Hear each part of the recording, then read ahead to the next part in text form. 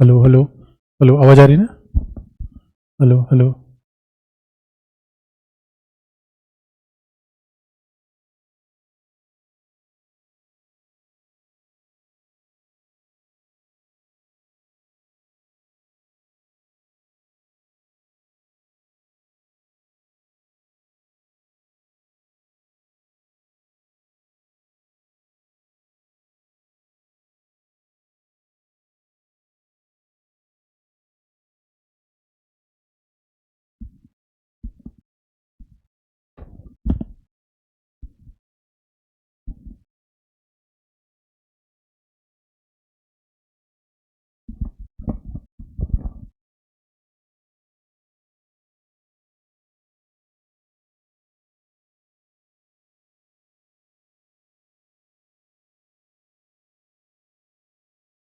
Good evening everyone.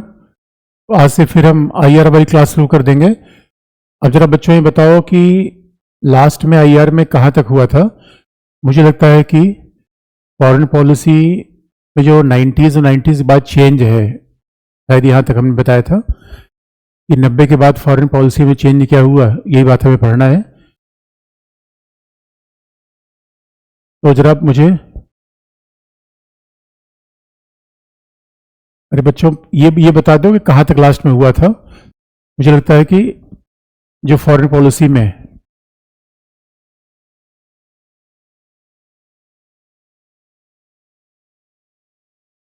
हाँ, रंजन ने पूछा। कल कोई बात नहीं, कल से आप क्लास 9:30 मॉर्निंग से रहेगी, केवल आज के लिए है। आज के लिए बच्चों है ये क्लास, कल से आपकी क्लास 9:30 मॉर्निंग से रहेगी। अच्छा, मुझे लगता है 19:30 तक बढ़े, तो ठीक है। अब बच्चों देखो, अब अब मेरी बात सुन लो, कमेंट वगैरह करना बंद कर दो सब। मैं अच्छा हूँ, आप लोग भी अच्छे रहो। और बस याद रखना, कल से मॉर्निंग क्लास आपकी आईआर की 9:30 से रहेगी। केवल आज के लिए ऐसा क्लास था कि अभी हमने कर लिया। तो पिछली क्लास मैंने बताया था कि 1980s में क्या परिस्थितियां बदली, कैसे फॉरेन पॉलिसी में चेंज आया, और मेन चेंज आया 90s 91 के बाद। अब देखो कि भारतीय विदेश नीति में, जो इंडिया फॉरेन पॉलिसी में,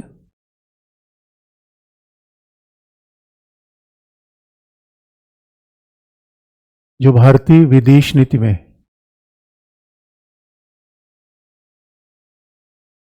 जो इंडिया फॉरेन पॉलिसी में, तो एक तो हमने बताया था नेहरू से लेके 80s तक, नेहरू से लेकर 80s तक किस तरीके से फॉरेन पॉलिसी थी। उसके बाद 91 से तो आप देखोगे 91 से फॉरेन पॉलिसी में बड़ा मेजर चेंज आया। और आप जानते हो बच्चों, चेंज तो दो प्रकार के होते हैं। एक क्वांटिटेटिव, एक क्वांटिटेटिव का मतलब है कि एक ऐसा होता है जो कि ये लाइट बंद कर दो, एक ऐसा होता है क्वांटिटेटिव यानी मात्रात्मक, और हमारे जीवन में हमेशा मात्रात्मक चेंज होते रहते हैं।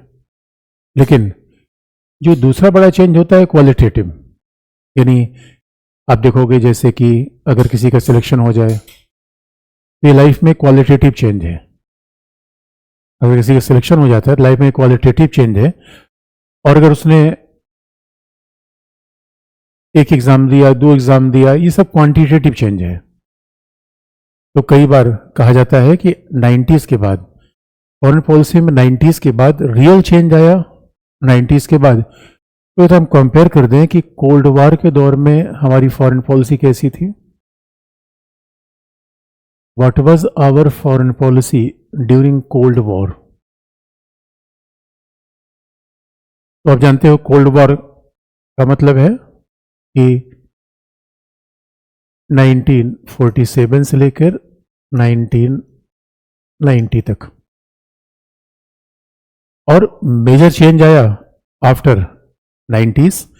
इसका मतलब है, और आप जानते हो बच्चों, कोल्ड वॉर का सिंपल मतलब होता है वॉर विदाउट वेपन। कई बार झगड़े होते हैं, वॉर होते हैं, लाठी डंडा नहीं चलता। वार का मतलब होता है जब हथियार चल जाए, वेपन्स चल जाए, तो वार है। और जब कोल्ड वार का मतलब है कि दुश्मनी कैसी होनी चाहिए, साइकोलॉजिकल। ये कोल्ड वार का मतलब है कि you want to harm your enemy but don't want to attack. अपने दुश्मन को नुकसान तो पहुंचाना चाहते हो लेकिन अटैक नहीं करना चाहते। यानी बिना सुखोई का, बिना राफेल का जब वार हो जाए तो क्या आगे कोल्ड वॉर। कई बार हमारे जीवन में भी कई बार बच्चों से कोल्ड वॉर होते हैं। कई बार दो रूममेट के बीच में कोल्ड वॉर हो जाता है, एक रूममेट दूसरे से बात नहीं करता। क्यों? क्योंकि उसे नाराज है। ये कोल्ड वॉर होता है। लाइफ में भी कई बार कोल्ड वॉर हो जाता है, हस्बैंड वाइफ के बीच, भाई भाई के बीच में। इसका मतलब है कि हम नाराज होते हैं, दूरी होती है, लेकिन वो हॉट वॉर में चेंज नहीं होती। तो अभी आप देखोगे रसिया यूक्रेन के बीच में वॉर हॉट हो गई है। तो आप जरा सोच के देखो कि 97 में जो हमारी नेहरू की फॉरेन पॉलिसी थी, इंदिरा गांधी की फॉरेन पॉलिसी, तो उसके बाद 1991 के बाद इन पोस्ट कोल्ड वॉर वर्ल्ड, तो 1991 के बाद का मतलब है पोस्ट कोल्ड वॉर वर्ल्ड। शीत युद्ध के बाद की दुनिया में कैसा चेंज आया?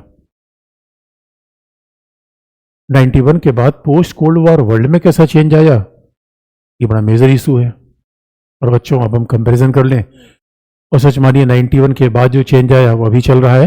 अब हाँ, इसमें वर्तमान मोदी गवर्नमेंट ने कुछ चेंज किए हैं क्योंकि देखो हम उसी गवर्नमेंट की बात करते हैं जिनका शासन 10 साल रहा हो, 5 साल रहा हो, तो उनमें मेजर चेंज तो तभी आता है, नहीं तो 1-2 साल में कोई बात बनती नहीं। इससे कोल्ड वॉर में जो भी बात आपने पढ़ी हुई है उसको मैं फिर आपको रिवाइज कर दे रहा हूँ। कोल्ड वॉर का मतलब from Nehru to Indira Gandhi onwards, तो नेहरू से लेकर इंदिरा गांधी तक जो फॉरेन पॉलिसी बनाई गई थी उसके सारांश आप देखोगे। उसके बाद 90s के बाद क्या चेंज आया? तो पहली बात आप देखोगे कि कोल्ड वॉर पॉलिसी बड़ी वैचारिक थी, आइडियोलॉजिकल, यानी यह विचारधारा का प्रभाव ज्यादा था।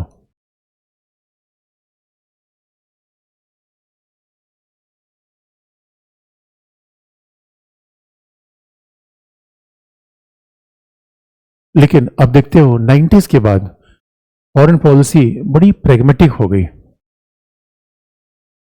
तो एक बड़ा चेंज आ गया। 91 के बाद फॉरेन पॉलिसी कैसी हुई? प्रैग्मेटिक। अब बच्चों प्रैग्मेटिक का सही मायने में एग्जैक्टली हिंदी अनुवाद नहीं है, आप प्रैग्मेटिक को प्रैग्मेटिक ही कह सकते हो। आप कहोगे व्यवहारिक तो उतनी बात अच्छी बात नहीं होगी। आप खासतौर पे देखना 90s के बाद फॉरेन पॉलिसी में बड़ा चेंज ऐसा हुआ। अब देखो विचारधारा, यानी कोल्ड वॉर की दुनिया क्या थी, आप वर्ल्ड हिस्ट्री में पढ़ोगे भी, अगर आपने नहीं पढ़ा होगा आगे चल के पढ़ोगे। तो दोस्तों 2 प्रकार की विचारधारा थी, पूंजीवाद, समाजवाद, पूंजीवाद, साम्यवाद, 2 प्रकार की विचारधारा थी। और कई बार बच्चे ही मुझसे मिलते हैं, कई बार मैं कहता हूं भाई ये बताओ पार्टनर के साथ अलगाव कैसे हो गया? बस सर मेरा विचार नहीं मिलता था। तो कमाल की बात है दोस्तों। अब आप बताओ दोस्ती विचारों पर करोगे या एटीएम के आधार पर करोगे? मेरे बच्चों फॉरेन पॉलिसी ये कहती है कि दोस्ती का आधार क्या होना चाहिए? एटीएम।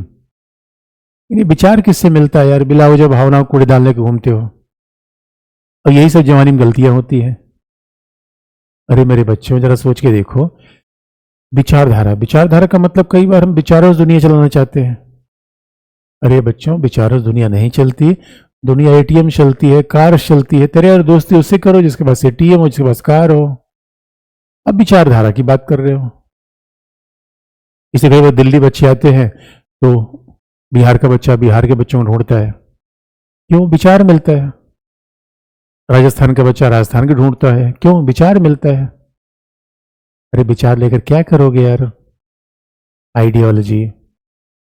अरे मेरे बच्चों जरा सोच के देखो, पॉलिटिक्स में बंगाल में कम्युनिस्ट पार्टी और कांग्रेस एक दूसरे से मिल गए, विचार मिल रहा है, इंटरेस्ट मिल रहा है। इंटरेस्ट मिलना चाहिए। इसलिए अब मान लो कि कोई सिलेक्टेड स्टूडेंट है, अरे मेरे बच्चों सिलेक्टेड स्टूडेंट से शादी करता है, वो नहीं दिखता विचार। और आईएएस बनने के बाद तो लोग कैडर चेंज कराने के लिए शादी कर लेते हैं। अब किसी को बंगाल कैडर मिला तो वो यूपी आना चाहता है, तो उसके लिए अच्छा तरीका है यूपी का लड़का बंगाल शादी कर ले। अगर लड़की यूपी की है, लड़का बंगाल का है, तो उसका कैडर चेंज हो जाएगा यूपी के लिए।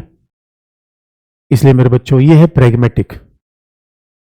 और जब याद रखना, जब मार्केट में जाते हैं, अरे मार्केट, आज की दुनिया बच्चों विचारों से चलती है। आज की दुनिया बाजार चलती है। अब मार्केट में जाकर कहोगे कि मेरे विचार बहुत अच्छे हैं, मुझे सस्ता फोन दे दो, दुकानदार कहेगा निकल लो यहां से। सस्ता फोन बच्चों विचारों से नहीं मिलता। सस्ता फोन कैसे मिलेगा? पैसा देने से। इसीलिए ये दुनिया प्रैग्मेटिक है। प्रैग्मेटिक का सीधा मतलब है भाई दोस्ती वहां करो जहां अपने फायदे हों। अभी दोस्ती में ये नहीं चलता अतीत में कोई दोस्त था। कई बार लोग इतिहास पढ़ने वाले लोग भावनात्मक हो जाते हैं। वंस अपॉन अ टाइम ये हमारे दोस्त थे। अरे जब दोस्त था, जमाना चल गया, दुनिया बदल गई, अब वही लकीर के फकीर बने हुए हैं।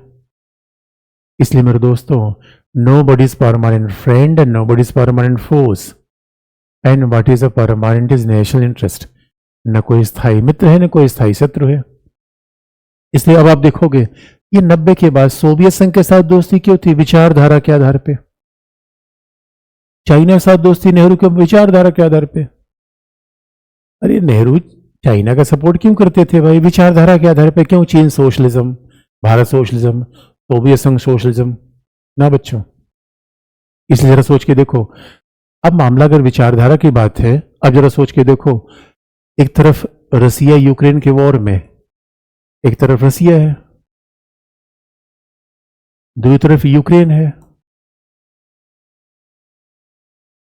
अब मेरे बच्चों ये बताओ, रसिया यूक्रेन के वॉर में ये इंटरेस्टिंग पार्ट ये है कि भाई यूक्रेन लोकतांत्रिक है, जबकि रसिया, इसमें पुतिन है, तानाशाही शासन चला रहे हैं। अब अगर आप विचारों की बात करोगे तो भारत किसका समर्थन करना चाहिए? यूक्रेन का समर्थन करना चाहिए, क्योंकि यूक्रेन लोकतांत्रिक है और रसिया तानाशाही है। रसिया में पुतिन लगातार 5वीं बार राष्ट्रपति बन गए हैं। 25 साल से रसिया का राष्ट्रपति, 2000 से अभी 24 तक रसिया का राष्ट्रपति पुतिन ही है। और पुतिन का सीधा तरीका है, यहाँ विपक्षी दलों का काम नहीं करता। जो विपक्षी दल होता है उसको सीधा इंजेक्शन दे दिया जाता है कि ये चलो ऊपर। अब मेरे दोस्तों, इसका मतलब है, प्रैग्मेटिक का सीधा मतलब क्या है? अपना काम बनता, भाड़ में जाए जनता। ये प्रैग्मेटिक है। प्रैग्मेटिक का मतलब है, अरे मेरे बच्चों देखो, जैसे सेल्समैन काम करता है, प्रैग्मेटिक है सेल्समैन। सेल्समैन विचारों की बात देखता है, उसको टारगेट होता है इतना सामान बेचना है, ये सेल्समैन का टारगेट है। सेल्समैन विचार के हिसाब से नहीं जाए, दरवाजा खटखटाए, भैया आपके मेरे विचार मिल रहे हैं तो मेरे सामान खरीद लो, नहीं। इसलिए मेरे बच्चों, रसिया के साथ संबंध बनाए तो ये प्रैग्मेटिक है। रसिया कौन है? इसलिए पॉलिटी पढ़ के, आईआर पढ़ के, आजकल कई बच्चे ऐसे हैं, याद रखो दोस्तों, प्रैग्मेटिक का मतलब जो पावरफुल है वही दोस्त है, जिससे काम निकल जाए वही दोस्त है। यही तो प्रैग्मेटिक है। अब पता चला कि अब जो पार्टी, इसीलिए अब देखो जितने बिजनेसमैन होते हैं, टाटा, अडानी, अंबानी, जिसकी सरकार होती है उससे दोस्ती कर लेते हैं। जिसकी सरकार है वही दोस्त है, जो पावरफुल है वही दोस्त है। इसलिए दोस्तों, उगते सूरज को सलाम पूरी दुनिया करती है, प्रिंसिपल याद रखना। ये सब एथिक्स वगैरह की बातें सब बेकार है, जीवन में चलती नहीं। इसलिए रसिया हमारा दोस्त है, क्योंकि बच्चों रसिया से हमें तेल सस्ता मिल सकता है, रसिया से डिफेंस इक्विपमेंट सस्ता मिल सकता है, रसिया हमें हथियार सप्लाई करता है। आज भी हमारी डिफेंस इंडस्ट्री में 60% वेपन्स रसिया से है। तो बच्चों इसलिए आप देखो, आईआर रातों रात बदलने वाली चीज नहीं है। रसिया से हमारी दोस्ती लगातार चल रही है, क्योंकि रसिया को देखता है कि भारत जैसा बड़ा बाजार नहीं मिलेगा, और भारत को ऐसा लगता है रसिया जैसा दोस्त नहीं मिलेगा, और दोनों मिलकर आगे बढ़ रहे हैं। अब सवाल है, अब यूक्रेन कमजोर राज्य है, या यूक्रेन ठीक है, लोकतांत्रिक है, अरे लोकतंत्र लेकर क्या दोस्त करेंगे? लोकतंत्र को लेकर, लोकतंत्र कोई हनी थोड़े है देख चाटेंगे लोकतंत्र को लेकर। इसलिए अब देखो, मोदी जी की दोस्ती किससे है? यूएई के प्रिंस से पैसे वाला आदमी है। और इसलिए कई लोग कहते हैं फिलिस्तीन का समर्थन करो, फिलिस्तीन का समर्थन करो। क्यों करे भैया? विचारधारा के आधार पे, डेमोक्रेसी के आधार पे ना। इसलिए बच्चों, 90s के बाद पूरी दुनिया में ये विचार बढ़ा और इंडियन फॉरेन पॉलिसी में भी प्रैग्मेटिज्म आया। अब वो जमाना गया। यानी पहले रसिया की पहले रसिया की दोस्ती क्यों थी? समाजवादी है। आज रसिया की दोस्ती हमारे साथ इसलिए है, हमारे लिए फायदेमंद है दोस्ती है। इसलिए जितने भी आप देखो इंटरेस्ट प्रैग्मेटिक। और कहा भी जाता है दोस्तों, बाजार में कोई विचारधारा नहीं चलती। विचारधारा कई बार मनगढ़ंत चलती है। अरे बाजार में विचारधारा थोड़ी चलती है बच्चों, जहां पैसा लगेगा वहां विचार उस काम कैसे चल जाएगा। और आज की दुनिया अर्थ प्रधान की दुनिया है। That is a world dominated by Jio economy. तो ये याद रखना। इसलिए मेरे बच्चों, आपस में राधे राधे, आपस में बातचीत करना बंद करो, नहीं तो तुम लोगों पर मिसाइल गिरेगी। वैसे जैसे यूक्रेन बर्बाद हो गया। अरे पावरफुल बनने की बात करो मेरे बच्चों। आपस में खुशबू का हाल पूछ रहे हो, श्वेता का हाल पूछ रहे हो। अरे पावर बनो, नहीं तो ऐसे जिंदगी भर फटफटाते रह जाओगे। न खुशबू मिलेगी न श्वेता मिलेगी, और अपोजिट भी नहीं होगा। सीख लो बच्चों IR पढ़ के, काम से काम रखो, पहले पावरफुल बनो। ऐसे सबके पीछे दौड़ते रहो, कोई पूछेगा नहीं। घर वाले मार के भगा देंगे, जाओ पढ़ तो लिया, नौकरी कर। इसलिए मेरे बच्चों समझ जाओ, IR पढ़ कुछ तो सीखो। प्यार मोहब्बत करने वाले लोगों का दुनिया इतिहास नहीं जानती। अरे मेरे बच्चों, अलेक्जेंडर द ग्रेट, अकबर महान, सिकंदर, इसलिए थे तलवार से दुनिया बना दी। और आज भी जिसके पास लठ है उसी चलती है। प्यार मोहब्बत करने वालों को दुनिया कभी नाम लेती नहीं। अब बर्बाद होना हो, देवदास बनना हो तो बन लो। फिर हमें क्या करना है? मुझे तो पढ़ाना है, पढ़ा के भाई मुझे सही बात बता देनी है। बच्चे माने न माने, एक भी बच्चा मान लेगा तो हमारी बात जायज हो गई। हेलो हाय कर रहे हो क्लास में, ओ माय गॉड, ये क्या नादानी है? IR पढ़ के से सब गलतियां कर रहे हो। दूसरी बात बच्चों, दूसरा आप याद रखना, कोल्ड वार के दौर में कहा जाता है कि जियो पॉलिटिक्स का बड़ा महत्व था, भू राजनीति।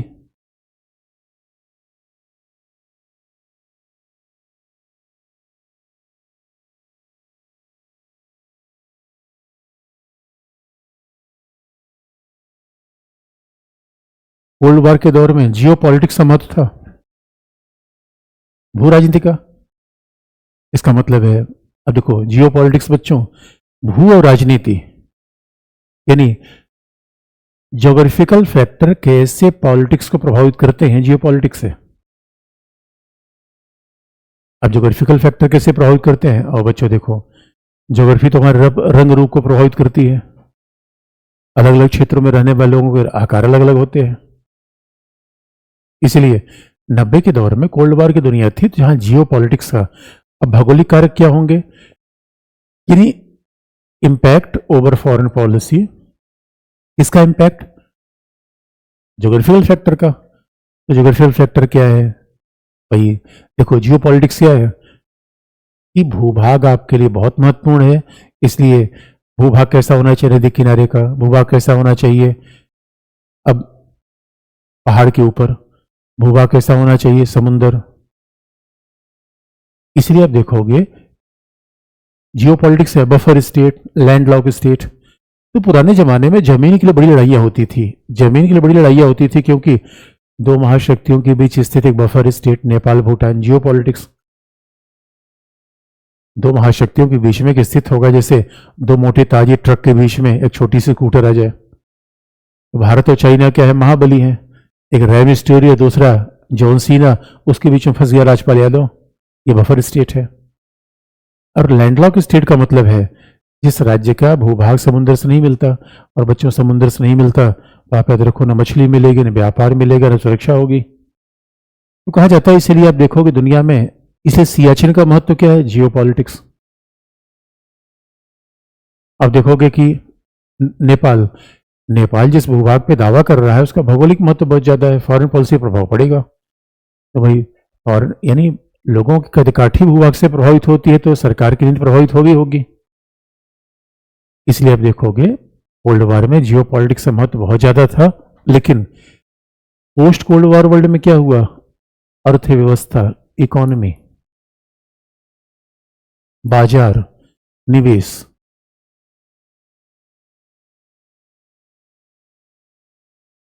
यानी इकोनॉमी, इन्वेस्टमेंट, मार्केट, ये प्राइमरी फैक्टर हो गए। बच्चों मैं ये नहीं कह रहा हूं कि जियोपॉलिटिक्स खत्म हो गई, बल्कि इन्वेस्टमेंट, इकोनॉमी, मार्केट, ये सब प्राइमरी फैक्टर हो गए।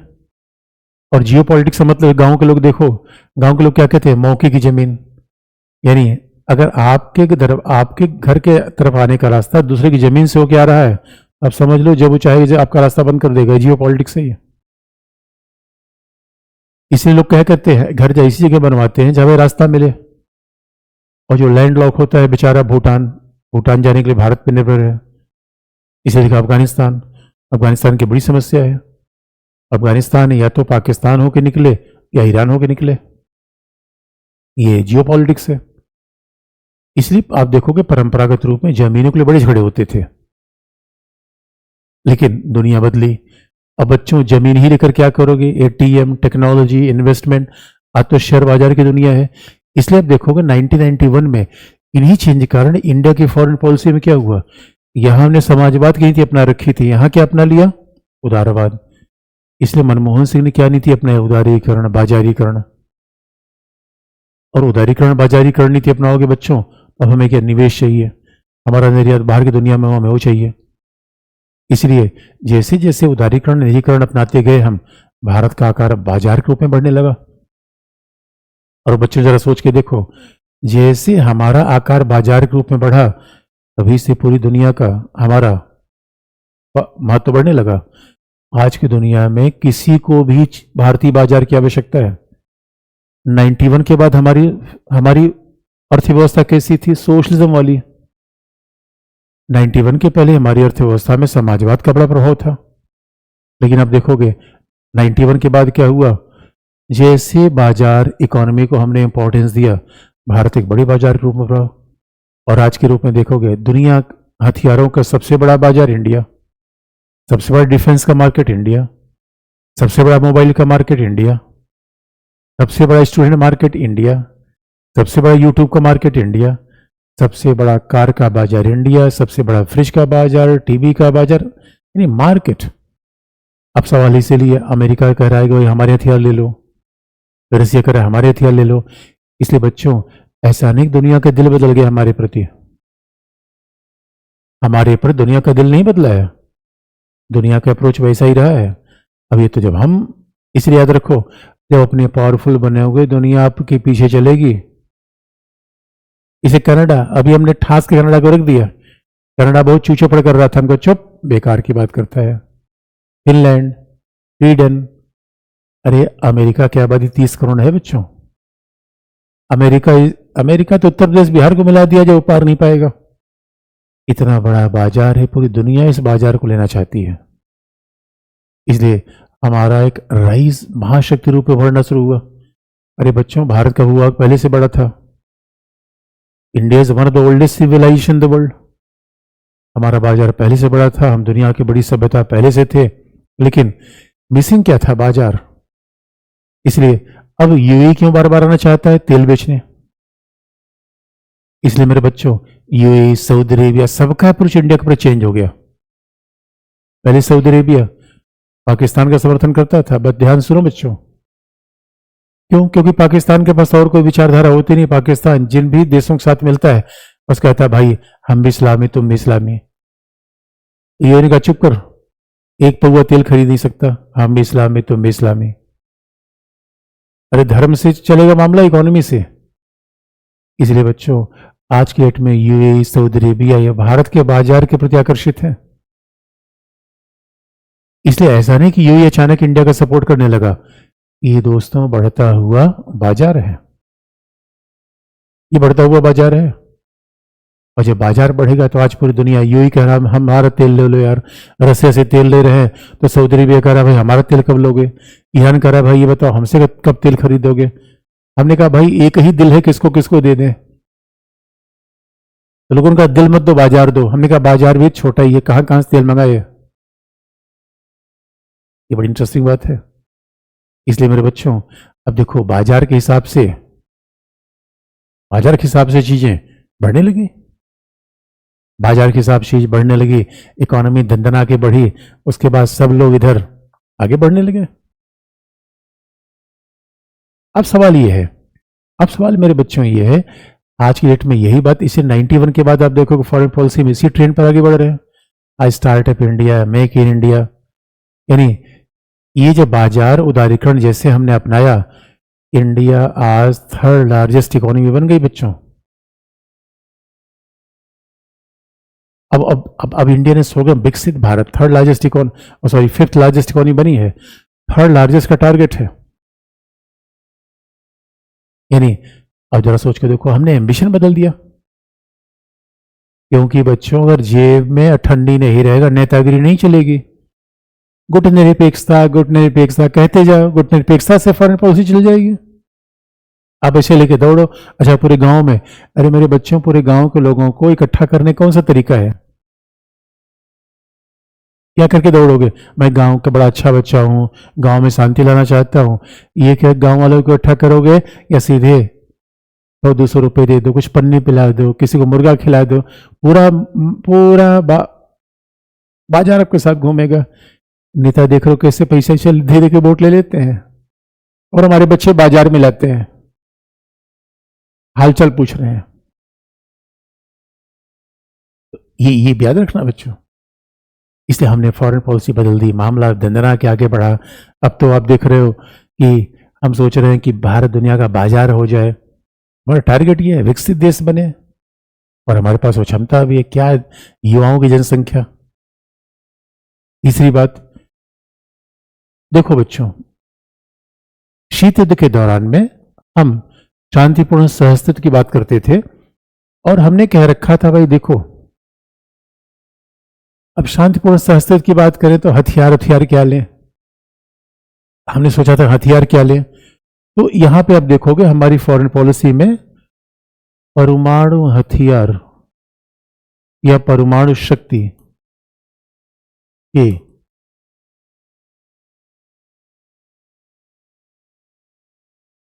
शांतिपूर्ण प्रयोग की बात की गई, peaceful use of nuclear energy. तो हमने यहां पे क्या किया,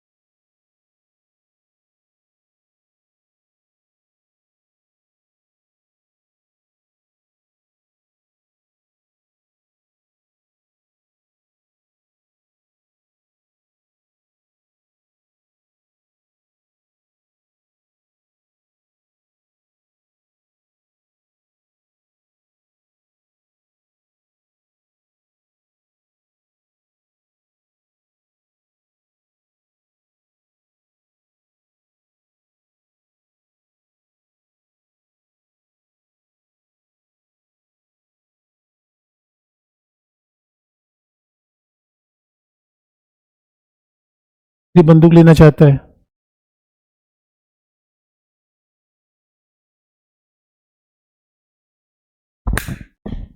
बैटरी खत्म तो नहीं हो गई है? तो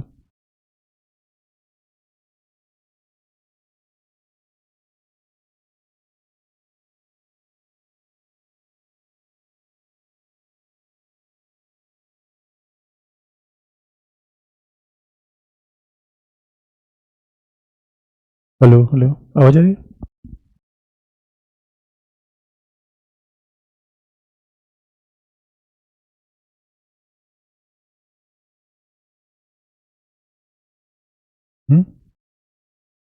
हेलो हेलो, आवाज आ रही है? तो बच्चों, तो देखो तो इसका मतलब है कि कोल्ड वॉर में हमने क्या किया, peaceful use of nuclear energy की बात की। तो peaceful use of nuclear energy का मतलब है कि, इसका मतलब है कि हम हथियार नहीं बनाएंगे, हम दुनिया में शांतिपूर्ण तरीके से रहेंगे। और बात मैं यही कह रहा था, यूपी में वादा के बच्चे कोई होंगे? अब जरा देखो, अरे मेरे बच्चों, बाधा में हर घर में बंदूक है, और कोल्ड वॉर के समय दुनिया बाधा जैसी थी। चाइना चाइना यहां तक कि चाइना न्यूक्लियर टेस्ट कर लिया। दुनिया न्यूक्लियर वेपन बढ़ाई जा रही थी, और हम कोल्ड वॉर में क्या सोच रहे थे, दुनिया शांतिपूर्ण रहे। इसीलिए जरा सोच के देखो, गांव में जिसके पास बंदूक है और आप जाकर कहो अरे ओम शांति ओम शांति, अरे बंदूक बंदूक सब छोड़ो, प्यार से रहो, कोई छोड़ेगा बच्चों? इसलिए नेहरू कह रहे थे दुनिया परमाणु हथियार से मुक्त हो जाए, हम परमाणु हथियार खत्म कर देंगे। ऐसा तो हुआ नहीं। ये ठीक वैसी बात है जैसे हम कहेंगे राम राज्य आ जाएगा, हम बहुत अच्छे हो जाए राम राज्य आ जाएगा। अरे हमारे कहने से राम राज्य आ जाएगा? तो बच्चों याद रखना। और 74 में इंदिरा गांधी ने परमाणु परीक्षण किया। इंदिरा गांधी से पूछा गया ये क्या करोगे, उनका शांतिपूर्ण परमाणु परीक्षण। उनसे पूछा गया शांतिपूर्ण परमाणु परीक्षण का मतलब क्या होता है? उनका मतलब शांतिपूर्ण का मतलब ऐसे ही कि बम नहीं बनाएंगे, अनुसंधान वर्ग कर लेंगे। होगा ओ। लेकिन दोस्तों याद रखना, 90s बाद हमारी कंडीशन पहले भी चेंज थी, अभी भी। क्योंकि बच्चों 90s के बाद क्या हुआ, हमने 1998 में परमाणु बम का टेस्ट किया, एकदम धमाका कर दिया दुनिया में। इन 1998 India when for nuclear testing.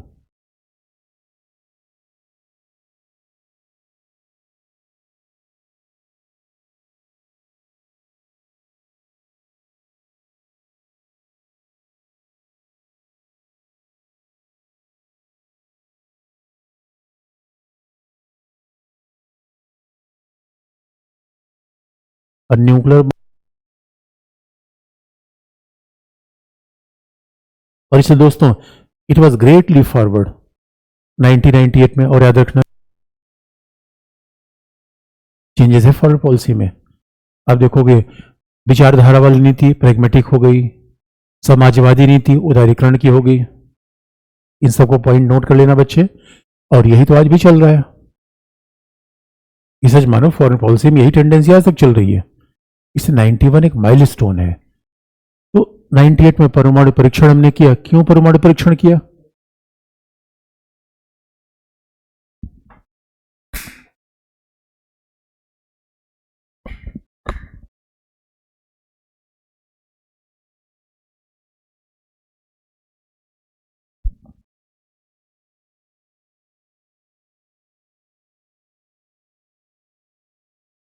अब आवाज आ रही है? ठीक है।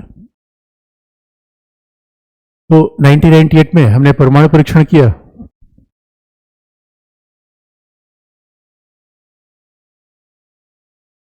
तो बच्चों क्योंकि why it was a different condition. ये कंडीशन बिल्कुल दुनिया की अलग कंडीशन थी। क्यों? क्योंकि ध्यान रखने की बात यह है कि 1998 में, अरे बच्चों, जो हमारा दोस्त था सोवियत संघ, वो डिसइंटीग्रेट कर गया 91 में। अब सोवियत संघ का सक्सेसर रसिया, सोवियत संघ का जो उत्तराधिकारी है रसिया। अब सवाल ये है कि रसिया तो और थोड़ा अमेरिका के पास जाने लगा। आज रसिया भले अमेरिका से तनातनी हो गई है, लेकिन 91 के बाद तो आप देखोगे रसिया कंडीशन बदली और रसिया भी कमज़ोर हो गया। 91 के बाद 98 में रसिया इतना पावरफुल नहीं था कि हमें कॉपरेशन कर दे। और दूसरा अमेरिका, आप जानते हो अंकल सैम, ये अमेरिका हमेशा दरोगा वाली बात करते हैं। अमेरिका ने कहा कि भारत ऐसा है, तुम परमाणु हथियार हटा दो, परमाणु सामग्री हटा दो। हमने कहा क्यों हटा दें भाई?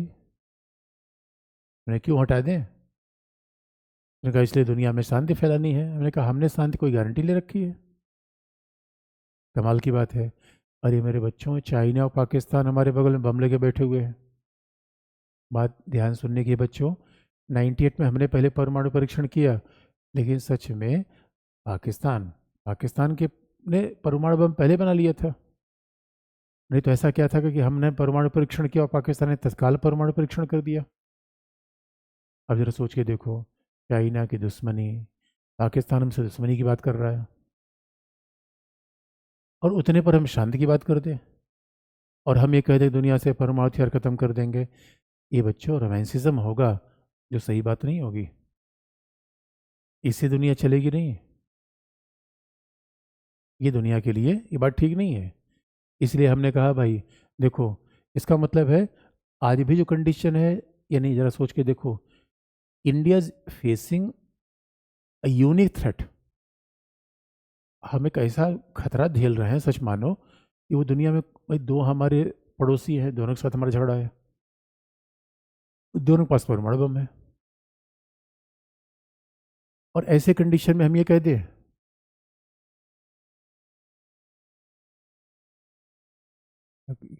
आवाज में क्या प्रॉब्लम आ रही है क्या?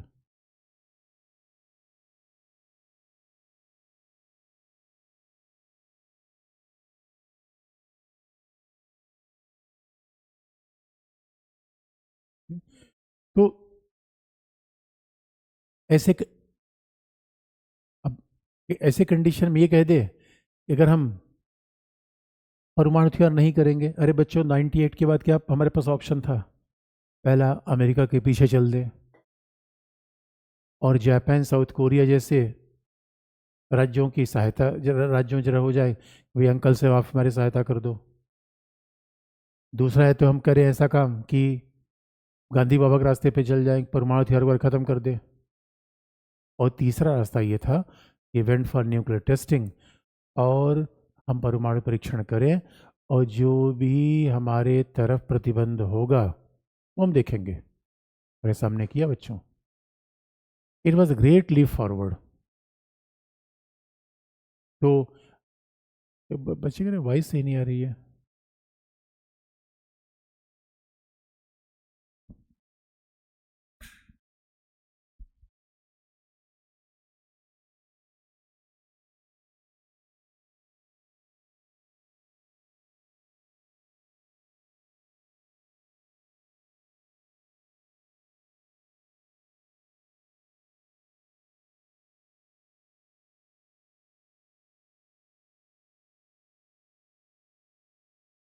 देख लो आवाज ठीक है, पिकअप तो करेंगे, वॉइस मुझे लगता है ठीक है। तो बच्चों अभी 10 बजे तक आज क्लास रहेगी, और कल से आपकी क्लास रहेगी 9:30 और 10:30। तो कल से 9:30 से 10:30 क्लास आपकी रहेगी। तो यहाँ पे देखो, तो न्यूक्लियर टेस्टिंग हमने किया, it was a great leap forward. अच्छा याद रखना, इसी समय गुजराल डॉक्ट्रिन भी आया था 96 में, लेकिन हम पड़ोसी के साथ उसको अलग देख लेंगे। गुजराल सिद्धांत को पड़ोसी के साथ हम अलग देखेंगे, पड़ोस के साथ अलग देख लेंगे। तो ये अपने आप देखो मेजर चेंजेस थे। और मेजर चेंजेस क्या थे दोस्तों? मेजर चेंज ये था 90s के बाद, 91 के बाद, अगर इस बात को इस तरीके से देखें,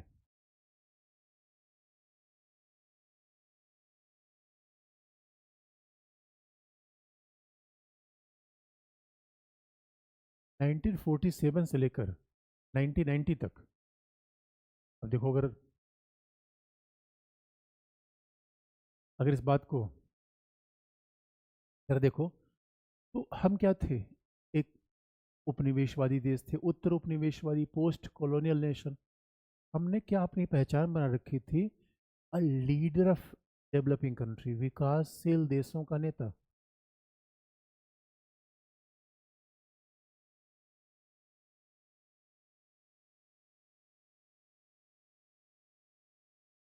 a leader of global south. तो हमने अपनी एक पहचान बना रखी थी कि 90s के पहले विकासशील देशों का नेता, ये हमारी पहचान थी। अगर देख लो बच्चों, अब वॉइस देख लो यार, कैसे प्रॉब्लम आ रही है, भी प्रॉब्लम आ रही है।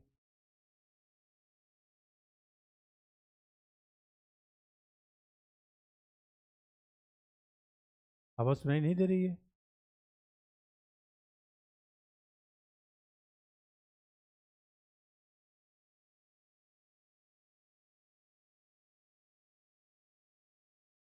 कोई कोई कई बच्चे कह रहे हैं आवाज़ सुनाई दे रही है, कई बच्चे कह रहे हैं नहीं सुनाई दे रही है।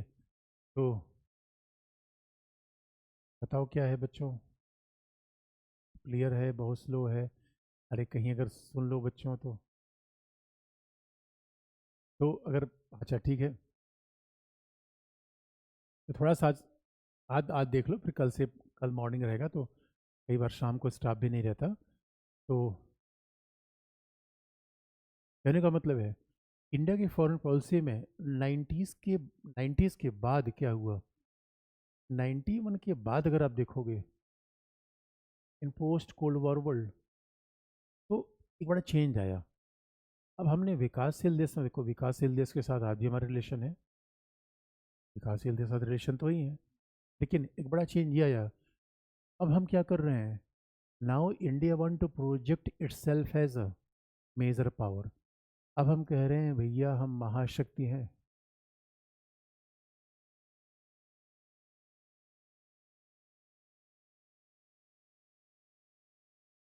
तो we are claiming for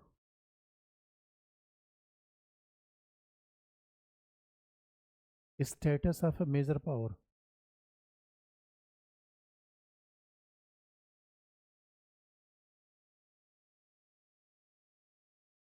we are claiming for the status of major power. तो बच्चों अब हम महाशक्ति का दावा कर रहे हैं, बहुत बड़ी बात होती है कि अब देखो जरा सोच के देखो, विकासशील देश जब आज़ाद हुए थे तो विकासशील की बात कहें, साउंड बार बार कहीं स्लो आ रही है। अच्छा, क्या ऐसा करो फिर कल ही सुबह रख लेते हैं क्लास, क्या है?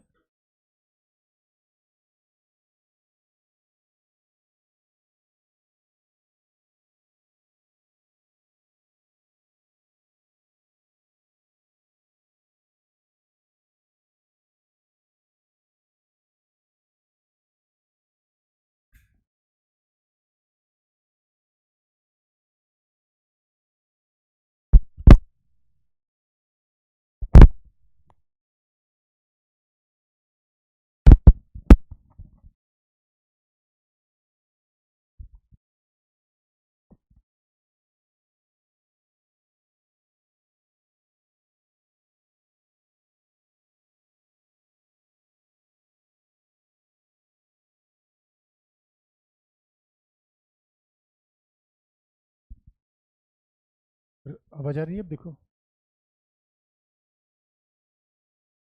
हेलो हेलो, आवाज आ रही है? तो अच्छा देखो, तो इसका मतलब है कोल्ड वॉर में क्या था, विकासशील देशों का नेता, विकासशील देशों का नेता आप जानते हो, रवांडा, बुरुंडी, हैती, वस्तुओं फिलिस्तीन, इन सब के हम नेता थे। इसका मतलब जितने फुक्कड़ ब्रिगेड थी, जितने फुक्कड़ थे गाँव के, जितने सब बेरोजगार थे, उस सब के नेता हम थे। तो बच्चों याद रखो, सवाल यह है कि गरीबों का नेता बनने में अच्छी बात तो लगती है, लेकिन पता चला हमें कुछ मिला कि नहीं मिला।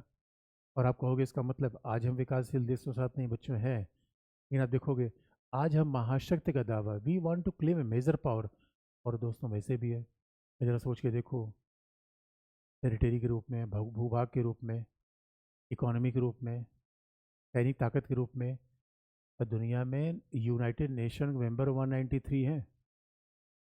इस 193 में इंडिया टॉप 5 में आता है सैनिक रूप में। जनसंख्या में दोस्तों हम टॉप कर गए हैं, जनसंख्या में तो कोई बाजार दुनिया का सबसे बड़ा है। Technologically, space industry, science technology, अब जरा सोच के देखो कितनी बड़ी बात है। कोविड-19 के समय जिस तरीके से हमने पूरी दुनिया को, चाइना ने पूरी दुनिया को तबाह कर दिया, चाइना ने कोरोना दिया और हमने वैक्सीनेशन दिया। जरा सोच के देखो, चाइना की कंडीशन में तो हमने दुनिया का भला किया। इसलिए अब हमने मेजर पावर की बात की है। मतलब दोस्तों देखो, मेजर पावर का मतलब है, यानी 90s के पहले इंडिया बेरोजगार छात्र की तरह था, तो जिंदाबाद मुर्दाबाद विकासशील देशों की बात करता था।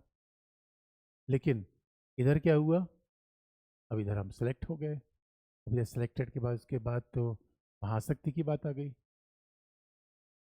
इसके बाद महाशक्ति बात आ गई। तभी आप देखोगे, पहले दोस्तों पहले हम किसके किसके मेंबर रहते थे, गुट निरपेक्षता। आज भी मेंबर हैं, ऐसी बात नहीं है, लेकिन इसमें न्याय वगैरह की बात बहुत होती थी। और ये खास बात है कि अब क्या हो रहा है, अब मेरे बच्चों क्या हो रहा है, इंडिया क्वाड का मेंबर है, इंडिया को G7 में बुलाया जाता है, इनवाइट किया जाता है, G7 की बैठक में आमंत्रित किया जाता है। G7, इंडिया, अभी G20 की बैठक नई दिल्ली में हुई है, G20 का पार्ट इंडिया है। जरा सोच के देखो किस तरीके से अब हम ऐसे बड़े बड़े, अब हम कह रहे हैं भाई कि India want to become the member of security council.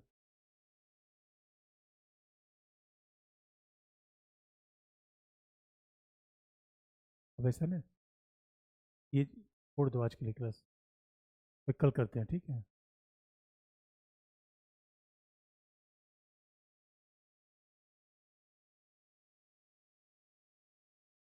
छोड़ दो आज, कल क्लास से करते हैं, छोड़ देंगे क्या? 9:30 कल रख लेते हैं, ठीक है? मैसेज कर दो 9:30 मॉर्निंग से। आज के लिए इतना ही बच्चों, क्लास कल ठीक हो जाएगी 9:30 मॉर्निंग से।